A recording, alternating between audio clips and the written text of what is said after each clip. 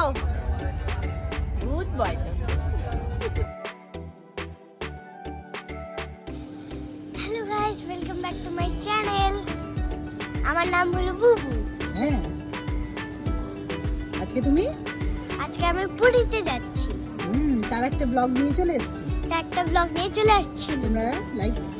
তোমরা like comment আর subscribe করেন। ওকে। আজকে ইন্ট্রোটা কিন্তু সোনা বাবা খুব সুন্দর করে দিয়েই দিয়েছে তোমাদের, তাহলে তোমরা জেনেই গেছো যে আমরা পুরী যাচ্ছি। তো আমরা কিন্তু অলমোস্ট রাতের বেলা কিন্তু বেরিয়ে গেছি স্টেশনের উদ্দেশ্যে, এনজেপি স্টেশনের উদ্দেশ্যে। আমাদের ট্রেনটা কিন্তু ছিল ভোরবেলা 3:30 নাগাদ, কামাখ্যাপুরী এক্সপ্রেস। তো আমরা কিন্তু স্টেশনে পৌঁছে একদম প্ল্যাটফর্মে কিন্তু ওয়েট করছিলাম ট্রেনের জন্য। মা বলো কোথায় যাচ্ছ? পুরী। এবারকার ডেস্টিনেশন ওড়িশা, পুরী। সেই ঘোরাফেরা।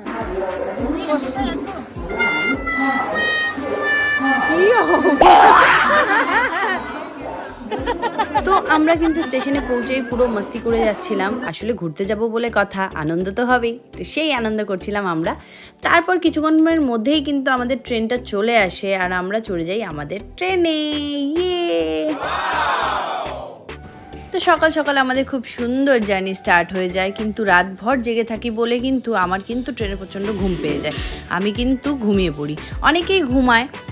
যাই হোক, তারপর ব্রেকফাস্টও করার থাকে, তো বুবুকে রিয়া এখানে ব্রেকফাস্ট করিয়ে দিতে থাকে। ওকে খাওয়ানো মানেই ভীষণ জ্বালা। সব বাচ্চার মারাই জানে যে বাচ্চাদের খাওয়াতে গেলে কত কষ্ট হয়। তো ওকে ট্রেনে ধরে ধরে রিয়া কিন্তু খাইয়ে দিচ্ছিল, আর মামাম থাকলে তো আমার দরকারই পড়ে না।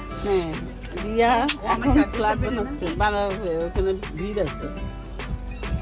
এই যে ডিম ব্রেকফাস্ট করতেছে। এখন কয়টা বাজে? বাজে 12টা, 11টা, 11:30 না 12টা বাজে। 12টার সময় যেমন বাড়িতে ব্রেকফাস্ট করি, এখানেও তেমন করতেছি। শুভম ইধর মে কি খা রহা है? ए शुभम প্রতিবার কোনো জার্নিতে গেলে কিন্তু মা খুব দায়িত্ব সহকারে আমাদের জন্য প্রচুর খাবার প্যাক করে নিয়ে আসে। তেমনই কিন্তু এখানে আমাদের জন্য ব্রেকফাস্টে পরোটা, টমেটোর চাটনি, ডিম সিদ্ধ অনেক কিছু নিয়ে এসেছিলো, আর অনেক ফলও নিয়ে এসেছিলো। আর এখানে কিন্তু বুবু কিন্তু অলরেডি ট্রেনের মধ্যে বন্ধু বানিয়ে নিয়েছিল, আর বন্ধুর সঙ্গে কিন্তু খেলাধুলাও শুরু করে দিয়েছিল। দুনিয়ার খেলনা ক্যারি করে কিন্তু ও জার্নি করে। মা, মাম্মা, আর ইউ এনজয়িং মামা? ইয়েস মাম্মা। ওই যে সাউথ ইন্ডিয়ান অ্যাক্টর। তো কোথাও লং জার্নি করলে কিন্তু ট্রেনে অনেকটা সময় কাটাতে হয়, অনেকটা সময় সব থেকে বেশি সাহারা দেয় খুব ভালো ভালো খাওয়ার, ফ্রুটস, এগুলো। তো আমরা কিন্তু সমানই কিছু না কিছু কেটে যাচ্ছিলাম আর খেয়ে যাচ্ছিলাম। তো খাওয়া কন্টিনিউ ছিল আমাদের, আর সবার সাথে গল্প।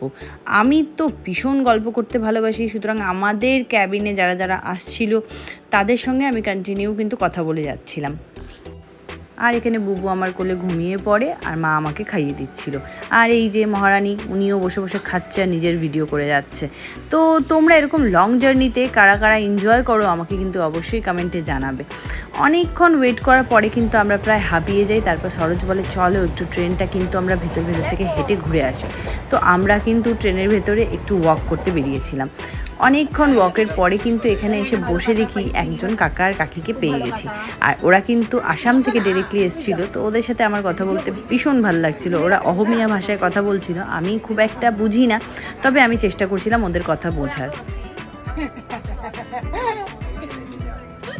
हेलो गाइस, हम लोग जा रहे हैं पूरी घूमने के लिए। हमारे साथ देखिए कौन कौन जा रहे हैं।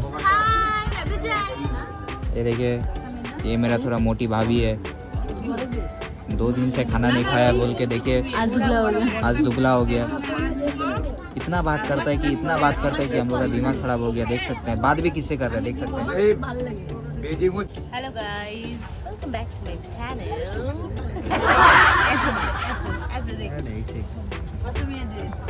গুয়াহাটি গেছিলাম। পুরীর এই ব্লগটা কিন্তু আমি স্পেশালি তোমাদের জন্য ভীষণই ইনফরমেটিভ একটা ব্লগ হিসেবে তোমাদের সামনে এনেছি।